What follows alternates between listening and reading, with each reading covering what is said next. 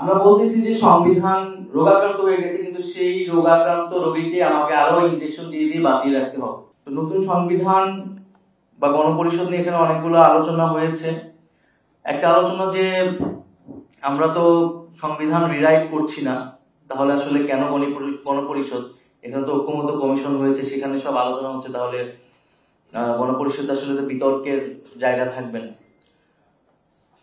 তো গণপরিষদে যদি আমাদের সেই রকম আলোচনার জায়গা না থাকে, আলোচনাগুলো যদি আগেই হয়ে যায় এবং একটা ঐক্যমত্য যদি চলে আসে, তারপরেও আমরা মনে করি যে গণপরিষদ প্রয়োজন। এতেও গণপরিষদের ভূমিকাটা কম হয়ে যায় না, কারণ সংবিধানের মৌলিক সংস্কারগুলো করার জন্যই আসলে আপনাকে জনগণের ম্যান্ডেট লাগবে। আপনি সংবিধানে কেবল সংশোধনীর মাধ্যমে এই পরিবর্তনগুলো করতে পারবেন না। ফলে সংসদ সার্বভৌম না জনগণ সার্বভৌম, এই প্রশ্নটা তখন আসে। আপনি সংসদে যান, জনপ্রতিনিধি আকারে যায় সংসদে, যেখানে কিছু রুলস সেট করে থাকে, সেই রুলস অনুযায়ী সে আইন প্রণয়ন করে বা রাষ্ট্রের বিভিন্ন কাজে অংশগ্রহণ করে। কিন্তু আপনি সেই সংসদে গিয়ে রুলস পরিবর্তন করতে পারেন না। আপনাকে রুলস পরিবর্তন করতে হলে সেই রুলস পরিবর্তনের ম্যান্ডেট নিয়ে সেটা আগে জনগণকে জানিয়েই আপনাকে সংসদে যেতে হবে, অর্থাৎ বা গণপরিষদে যেতে হবে। আরেকটি বিষয় যে আমরা তো ইতিহাসে দেখেছি বিভিন্ন সময় আমাদের যে সংশোধনীগুলো করা হয়েছে বা মৌলিক সংস্কারগুলো সংশোধনীর মাধ্যমে করা হয়েছে, এটা কোনোটাই আসলে টেকসই হয়নি। এটা বারবার আদালতে গিয়েছে, বিভিন্ন সময় আদালত এসে সেই সংশোধনীগুলো কিন্তু বাতিল করে দিয়েছে। ফলে আমরা যদি সত্যিকার অর্থে মৌলিক পরিবর্তন করতে চাই, আমাদের একটা গণপরিষদের মাধ্যমেই যেতে হবে। এবং আমরা যদি দেখি যে ৭২ সংবিধান নিয়ে যে আলোচনা বা সমালোচনা গুলো রয়েছে, ৭২ যে গণপরিষদ, সেই গণপরিষদ নিয়েই সমালোচনা রয়েছে। অর্থাৎ জাতি হিসেবে আমরা একটা নিজেরা সংশোধন ভিত্তিতে একটা জাতীয় চুক্তি বা সংবিধান তৈরি করতে পারবো, সেই সক্ষমতা এখন আসলে অর্জন করে উঠতে পারিনি। এবং একটা গণ অভ্যুত্থানের পরে যখন আমাদের সামনে সেই সুযোগ এসেছে, আমরা সেই সুযোগটাকেও এখন অস্বীকার করছি বা হারাতে যাচ্ছি। আমাদের সংবিধান এমনও হয়েছে যে একটা ব্যক্তির ইচ্ছার জন্য, একটা ব্যক্তিকে আরেকটা পদে যাওয়ার জন্য কয়েকবার সংশোধন করা হয়েছে। কিন্তু একটা গণ অভ্যুত্থানের পরে এত মানুষ রক্ত দিয়েছে, তারপরও আমরা সংবিধানকে মৌলিকভাবে পরিবর্তনের জন্য সম্মত হতে পারছি না। এটা আমাদের জন্য দুঃখজনক। এই বিগত সময়ে এই সংবিধান মানুষের মানবাধিকার রক্ষা করতে পারেনি। সংবিধানে যেই কথাগুলো বলা আছে সেই কোনোটাই বাস্তবায়ন হয়নি। সংবিধানের দলীয়করণ হয়েছে, রাষ্ট্রীয় প্রতিষ্ঠানগুলোর দলীয়করণ হয়েছে। ফলে সংবিধান পরিবর্তন করলে বা একটা ভালো সংবিধান তৈরি করলেই সব সমস্যার সমাধান হয়ে যাবে, এরকমটা না।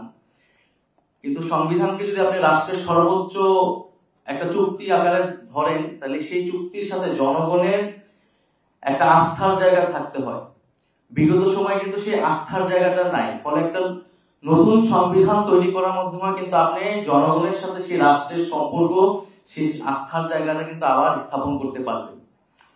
আরেকটি বিষয় হচ্ছে যে আমরা এখন তাবৎ যে আলোচনা করছি রাষ্ট্র সংস্কারের, সংবিধান সংস্কারের, সেটা কিন্তু এই যে ফ্যাসিবাদী ব্যবস্থা বিলোপের একটা ছোট্ট অংশ মাত্র। আমরা আমাদের এক দফার ঘোষণায় বলেছিলাম যে ফ্যাসিবাদী ব্যবস্থার বিলোপের মাধ্যমে একটা নতুন রাজনৈতিক বন্দোবস্ত প্রতিষ্ঠা করা। ফ্যাসিবাদী ব্যবস্থার মধ্যে আমাদের দৃষ্টিতে অন্তত 4টা জায়গা আছে রাষ্ট্রে, যার মধ্যে দিয়ে ফ্যাসিজম তৈরি হয়েছে। তার একটা হচ্ছে তার একটা সাংবিধানিক ভিত্তি আছে ৭২ মুজিববাদী সংবিধানের মধ্য দিয়ে। দ্বিতীয়ত তার একটা অর্থনৈতিক দিক আছে, যার ফলে মাফিয়াতন্ত্র, লুটেরা, দুর্নীতির অর্থনীতি তৈরি হয়েছে এবং যেটা সমাজে বৈষম্য তৈরি করেছে। ফলে সেই বৈষম্য দূর করতেই কিন্তু মানুষ আসলে রাজপথে নেমে এসেছে। তৃতীয়ত তার একটা রাজনৈতিক দিক আছে, যে দমন পীড়ন, মানবাধিকার হরণ করেছে, বিরোধী মতকে দমন করেছে, অর্থাৎ যে বাকশালী চরিত্র সেটি আসলে ফুটে উঠেছে। আরেকটি তার সাংস্কৃতিক দিক আছে, সাংস্কৃতিক ফ্যাসিজম আছে, যেটা বাংলাদেশের যে সাংস্কৃতিক বহুত্ব সেটাকে অস্বীকার করেছে। ফলে এই যে ফ্যাসিবাদী ব্যবস্থার আমরা 4টা দিক বলছি, তার একটা দিক সংবিধান বা রাষ্ট্র কাঠামো নিয়ে কিন্তু আমরা এই সময়টা আলোচনা করছি। আমাদের যদি সত্যিকার অর্থে ফ্যাসিবাদী ব্যবস্থাকে বিলোপ করতে হয়, তাহলে কিন্তু এই 4টা দিকই আসলে সংস্কার করতে হবে এবং পরিবর্তনের মধ্যে দিয়ে যেতে হবে।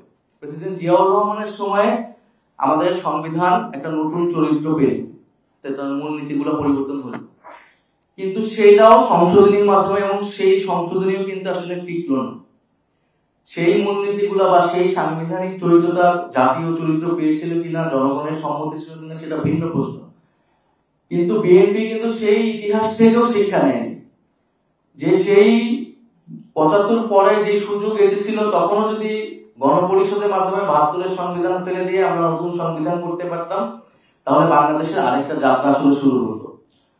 সেই জায়গা থেকে কিন্তু আমাদের শিক্ষা নেওয়ার আছে, এবং 24-এর পরে যেহেতু আমাদের সেই সুযোগটা এসেছে, আমরা মনে করি যে একটি গণপরিষদের মাধ্যমে আমাদের রাষ্ট্রের ভিত্তিটা নতুন করে ঐক্যমতের মাধ্যমে স্থাপন করা আসলে উচিত। নাগরিক কোয়ালিশনের আরো কিছু যে প্রস্তাবনাগুলো রয়েছে, প্রধানমন্ত্রী মেয়াদ সময় 2 টার্ম, এটা আমরা সমর্থন করছি।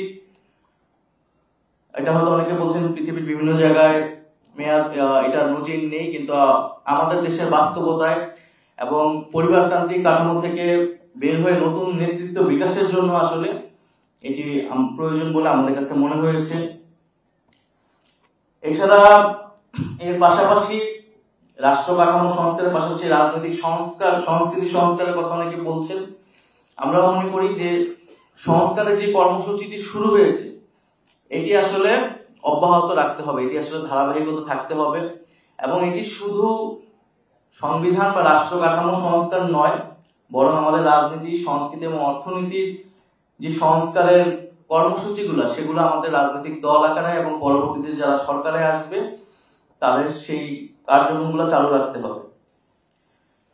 সর্বশেষে আমি বলবো যে আমরা যে নতুন রাজনৈতিক বন্দোবস্তের কথা বলছি, যে ফ্যাসিবাদী ব্যবস্থার বিলোপের মাধ্যমে আমাদের একটা বৈষম্যহীন আর্থসামাজিক ব্যবস্থা, একটা গণতান্ত্রিক রাষ্ট্র, গণতান্ত্রিক প্রতিষ্ঠান তৈরি করা বাংলাদেশের নাগরিক মর্যাদা, সকল নাগরিকের মর্যাদা এবং সাংস্কৃতিক বহুত্ব, এর ভিত্তিতে আসলে আমাদের সামনের যে বাংলাদেশ, 24-এর বাংলাদেশ, সেই বাংলাদেশ আমাদের পুনর্গঠন করা উচিত। আমরা যদি নতুন সংবিধান তৈরি করতে না পারি, তাহলে আসলে এটাকে আর নতুন বাংলাদেশ বলার প্রয়োজন নেই, কারণ আমরা পুরনো বন্দোবস্তের, পুরনো সংবিধানে আস্থা রাখতেছি।